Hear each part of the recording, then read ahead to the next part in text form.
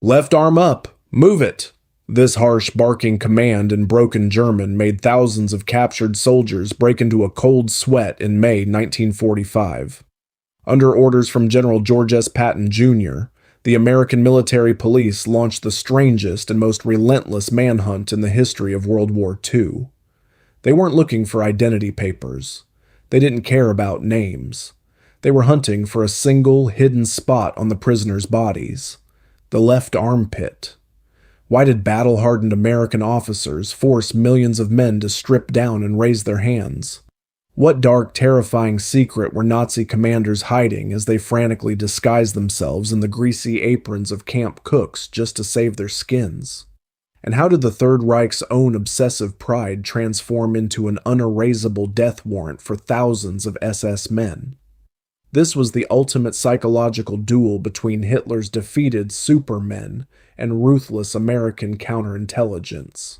A duel where a simple razor blade or a burning cigarette could decide whether you lived to see tomorrow or ended up on the gallows. And yet, it all began surprisingly peacefully. May 1945. The Great War in Europe is officially over.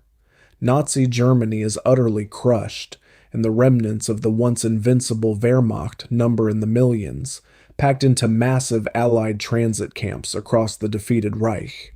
The atmosphere in these camps, stretching across the scorched fields outside Munich, Frankfurt, and Stuttgart, seemed remarkably calm at first glance.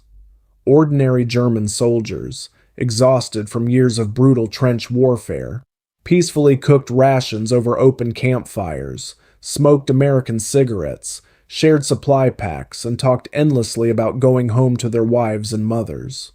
They obediently smiled at the American guards, waved politely, and looked like completely broken, harmless men for whom surrender was a blessed relief. But beneath this mask of universal relief and submission lay a chilling conspiracy.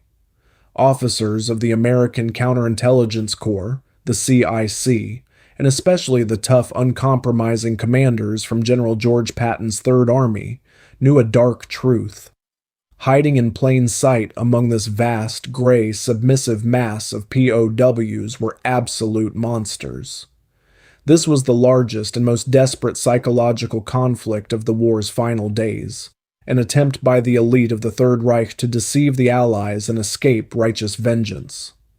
The executioners of the Waffen-SS, who just yesterday had unhesitatingly gunned down unarmed American prisoners in the snow-covered forests of Malmedy, burned civilian villages and run death camps, were now mortally afraid of retribution.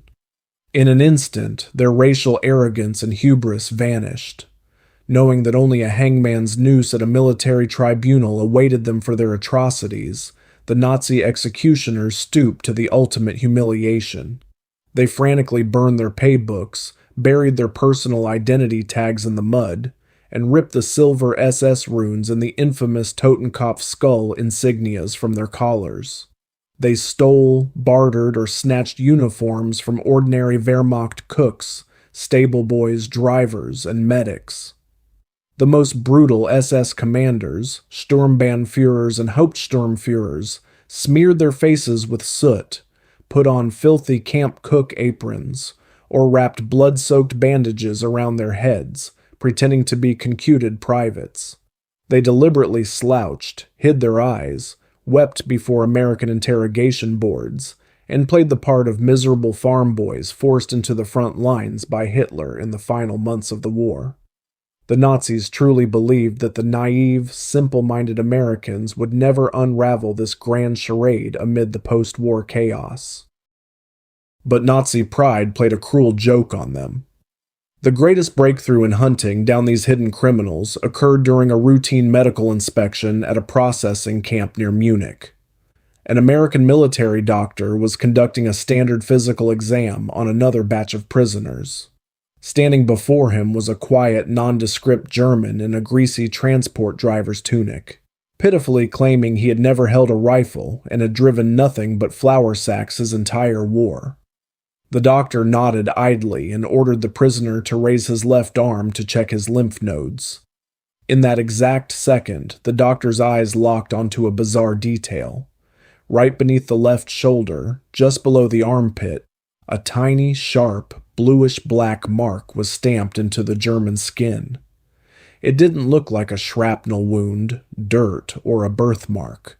It was a precise, professionally done tattoo.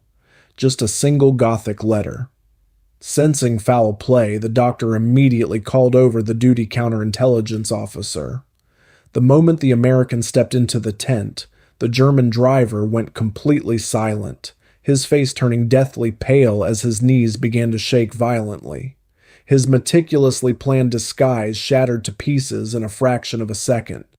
Without even realizing it, the Americans had stumbled upon the secret mark with which the Nazi regime branded its apex predators. A classified order flashed across every camp in Germany instantly.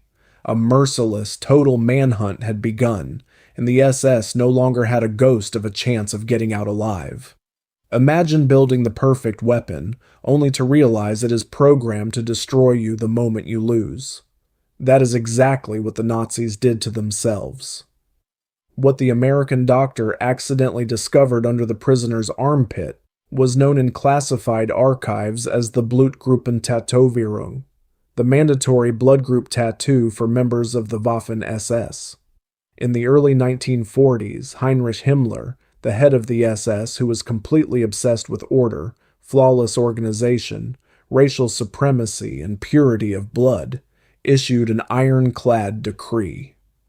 Everyone who entered the ranks of the elite black divisions, from the lowliest executioner to the highest general, was forced to receive an unerasable brand of their blood type, A, B, AB, or O. The creation of this brand was driven entirely by Nazi arrogance and sheer practicality. The SS viewed themselves as a supreme caste of warriors whose lives were far too valuable to be lost to careless accidents. If an SS soldier was critically wounded on the battlefield and lost consciousness, a field medic didn't need to waste precious minutes running blood tests or searching for lost paperwork. All he had to do was rip open the sleeve of the uniform, spot the clear tattoo under the armpit, and immediately begin a life-saving blood transfusion. The tattoo was applied strictly in one location, on the inner surface of the left arm, about 8 inches above the elbow. These letters were small, less than half an inch, but the Nazi tattooists did their job well, driving the high-quality German ink deep under the skin. In their blind faith in an eternal 1,000-year Reich, the Nazis were certain this mark would be a permanent badge of honor for the rest of their lives in a conquered world. They never imagined in their worst nightmares that their great empire would collapse under the tracks of American Shermans, and that this tiny, neat tattoo would turn into a lifelong, unerasable death warrant. Patton's counterintelligence officers instantly weaponized this Nazi pedantry into a crushing tool of vengeance. A lockdown was declared across all processing camps. No German soldier could receive release papers, be discharged, or be transferred to a labor detail without passing a physical inspection by a special CIC board. The racial conflict and clashing systems reached their absolute peak. The Americans demonstrated to the Nazi supermen that their own vaulted bookkeeping system had locked them in a steel mousetrap. Patton's orders were short and ruthless. Issue passes to the regular Wehrmacht soldiers, and line up the rest. The Americans no longer cared about their fake names, their pitiful sob stories, or their stolen jackets. Now they were looking at one thing only: the left armpit. The processing line turned into a conveyor belt of psychological terror for the hiding Nazis. Massive camp fields were cordoned off by U.S. military police wielding loaded Thompson submachine guns. CIC counterintelligence officers walked down the endless rows of POWs, and a single chilling command cut through the air like a whip over the camps, echoed 1,000 times in broken German. Links arm hoch, links arm hoch, left arm up. For the regular Wehrmacht conscripts, whom Hitler used as mere cannon fodder, it took a split second. Their skin was clean.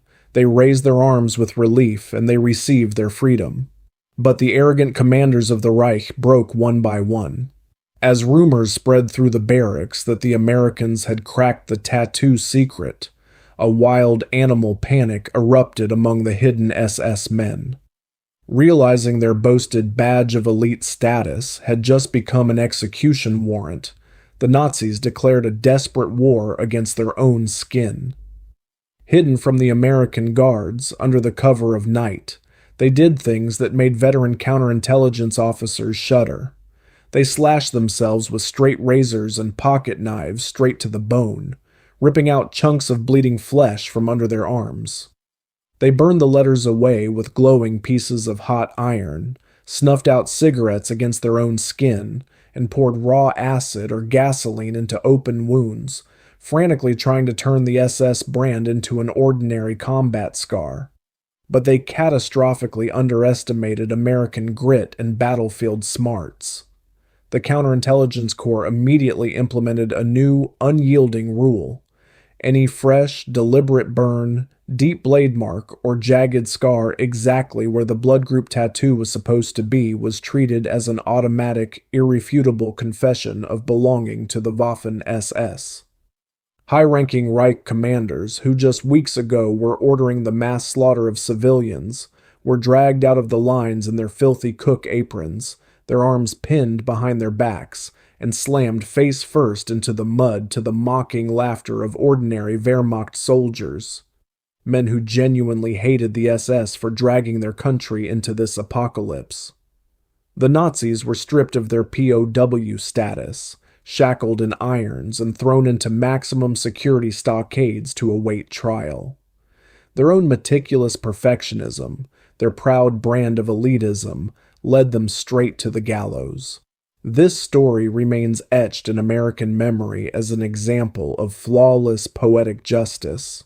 The Nazis wanted to build a perfect machine of destruction, but in their drive for flawless order, they branded their own men like cattle for the slaughterhouse. Patton's aggressive manhunt ensured that the worst monsters of the 20th century could not melt away into the shadows of post-war Europe. Justice caught up with them not in grand courtrooms, but in filthy camp lines, proving to the entire world, no matter how deep you bury your sins, your own past will eventually expose you to the world.